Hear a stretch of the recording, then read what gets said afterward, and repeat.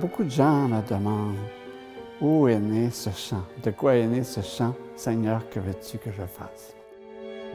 Seigneur, que veux-tu que je fasse?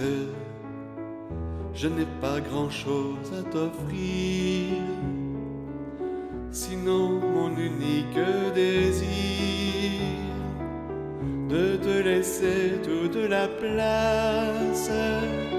Et en fait, c'est une très bonne question parce que c'est un chant, je dirais, charnière dans ma vie.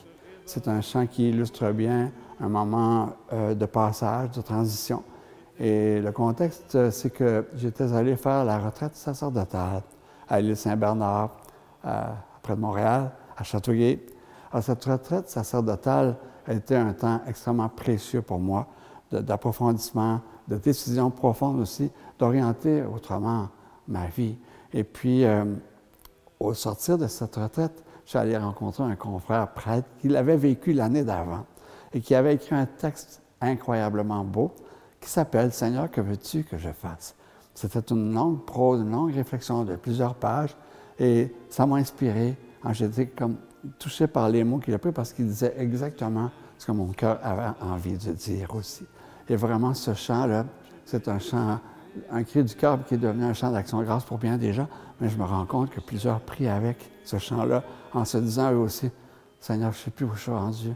Aide-moi donc à comprendre où tu veux que j'aille. Qu'est-ce que tu attends de moi? Qu'est-ce que tu veux que je fasse? » Puis aide-moi éventuellement à comprendre les autres qui sont aussi dans leur épreuve. Alors, c'est l'histoire du chant. « Seigneur, que veux-tu que je fasse? » Depuis longtemps tu me façonnes entre révoltes et beaux jours. Voilà qu'entre tes mains d'amour, ô Dieu, mon Dieu, je m'abandonne.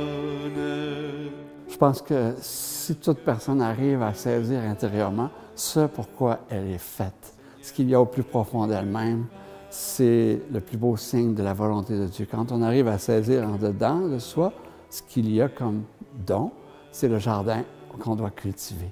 Alors, il ne faut pas chercher en dehors d'une certaine manière. La volonté de Dieu, c'est bon pour moi, c'est bon pour d'autres. Et souvent, les gens cherchent à s'accomplir en dehors d'eux-mêmes. Mais c'est ici qu'il faut le trouver. Et je crois que la route, pour moi, la plus sainte et la plus saine, c'est de se découvrir soi-même en profondeur parce que Dieu est là, dans ce qu'on est. C'est le don qu'on a reçu de lui. La quête du bonheur, elle est pour tout le monde. Et le bonheur est pour tout le monde. Et ce n'est pas simple à trouver tout le temps parce que même si on cherche la volonté de Dieu, bien, la personne à mes côtés cherche aussi la volonté de Dieu, puis parfois ça fait des clashs, ça fait des frottements, mais au bout du compte, la vérité vous rend libre. Et je crois que ce sont les mots-clés dans ma quête personnelle, et pour les autres aussi, l'amour et la vérité se rencontrent. C'est vraiment les deux qui doivent nous conduire à l'accomplissement de la volonté de Dieu. Être vrai avec soi-même, être vrai, ça conduit à aimer. Et l'amour conduit à être vrai. Que toute ma vie t'appartienne, et mes hivers et mes étés, car je n'ai d'autre volonté que de vivre selon la tienne.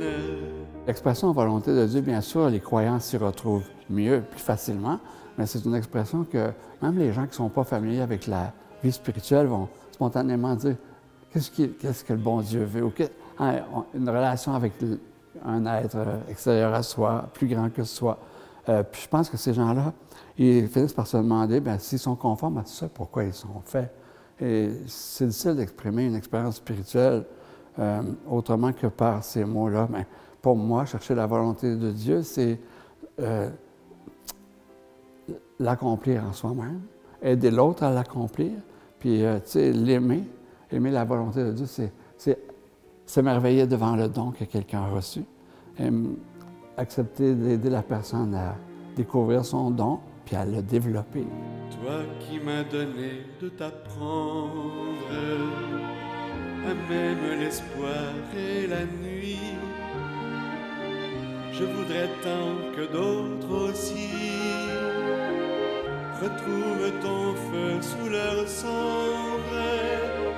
vers ceux qui se meurent d'attendre. On peut se demander aussi comment on fait pour savoir qu'est-ce que le Seigneur attend de nous, qu'est-ce qu'il veut, et quelles sont les balises, quels sont les signes, en fait, qui font qu'on est sûr d'aller dans la bonne direction. Bien, moi, je dirais, que l'humilité que ça prend pour se laisser accompagner, pour faire route avec quelqu'un, pour mettre devant la personne qui est là, souvent c'est un prêtre, un ami, exposer ce qu'on vit avec honnêteté, humilité.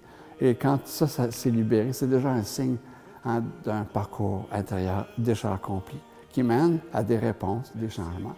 Et je pense que le sentiment de paix par-dessus tout, c'est le signe par-dessus tout. C'est le signe par excellence qu'il y a une décision heureuse de prise. Un moment où tu te dis intérieurement devant le Seigneur, j'ai compris, Seigneur, ce que tu attends. Seigneur, que veux-tu que je fasse? Seigneur, que veux-tu que je fasse? Je ne veux vivre que de toi.